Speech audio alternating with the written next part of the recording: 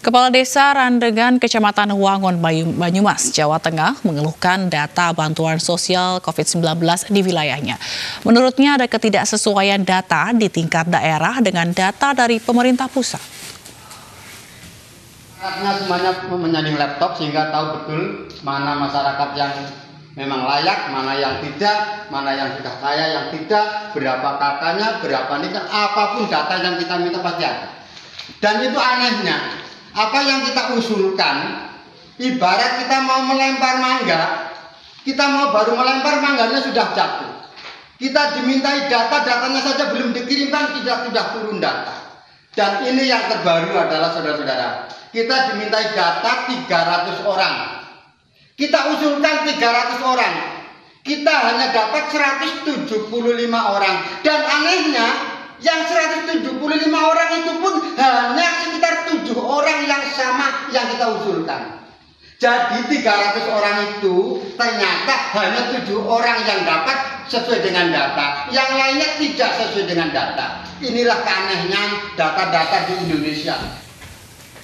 Pernyataan Kepala Desa Randegan di Banyumas, Jawa Tengah terkait ketidaksesuaian data penerima bantuan ditanggapi langsung oleh Gubernur Jawa Tengah Ganjar Pranowo. Menurut Ganjar ada miskomunikasi antara kepala desa tersebut dengan pemerintah pusat. Dan berikut pernyataan Gubernur Jawa Tengah Ganjar Pranowo dalam program Aini Sore. Saya telepon, saya juga punya rekamannya, kalau rekamannya nanti mau saya share juga. Jadi Pak Kades setelah saya telepon dia kaget-kaget. Bapak, kalau orang Jawa Tengah kayaknya caranya nggak begitu, Bapak.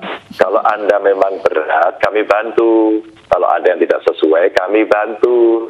Tapi nggak usah diviral-viralin. Tahu nggak Mbak jawabannya? Yeah. Pak, biar bisa dipakai untuk konten YouTube katanya. Jadi ada dua, Mbak.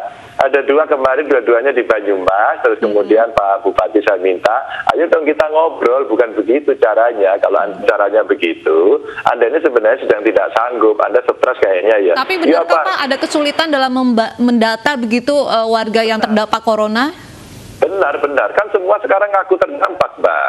Kan mau ada bantuan kan ada bantuan yang besarnya 600.000, ada bantuan yang 200.000, baginya agak sulit. Nah, kemarin waktu ratas, kita juga sampaikan, juga waktu rapat dengan Menteri, boleh nggak ada kearifan lokalnya? Bahwa cara membaginya itu aja di desa, nanti desa tahu. Nah, Pak Kades ini, tadi saya telepon lagi sore, Pak Ganjar, karena kita berbeda, terus dikonfirmasi ke atas, diturunkan lagi, lebih beda lagi, Pak. Udah gini aja. Kita boleh berpikir berbeda nggak? Berpikir berbedanya gini, anggap aja nggak ada bantuan, itu lebih enak.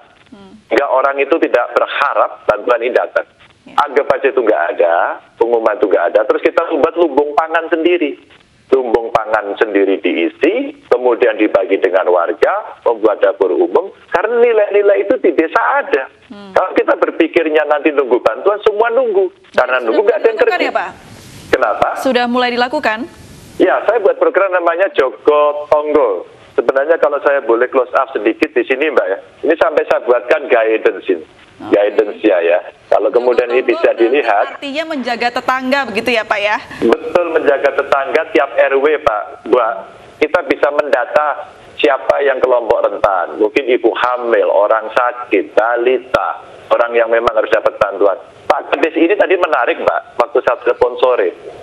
Pak Kades sebenarnya yang miskin banget ada nggak sih Pak di sana itu? Nggak ada Pak, kalau dengan 14 kriteria itu nggak ada Pak, di desa kami nggak ada.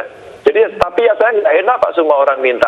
Ya udah kamu catat aja, biar enak, nanti kita bantuannya kita berikan. Tapi nggak usah di viral-viralin begitu, saya sampaikan kepada Pak Kades. Oh ya Pak, minta maaf. Insya Allah kalau enggak, nanti kita bisa atur dengan Joko Tonggo ini menjaga tetangga, ada lumbung pangannya. Anda bisa isi dari dana desa, kalau enggak bantuan dari provinsi Anda boleh geser kok untuk dimasukkan dulu. Sampai saya tawari kemarin Mbak, mau enggak sekarang saya kirim beras 1 ton sore ini, saya bilang. Tapi bagus Pak Kades ya, nggak usah Pak, dia malu. Pemirsa, jumlah pasien positif corona di Indonesia masih terus bertambah.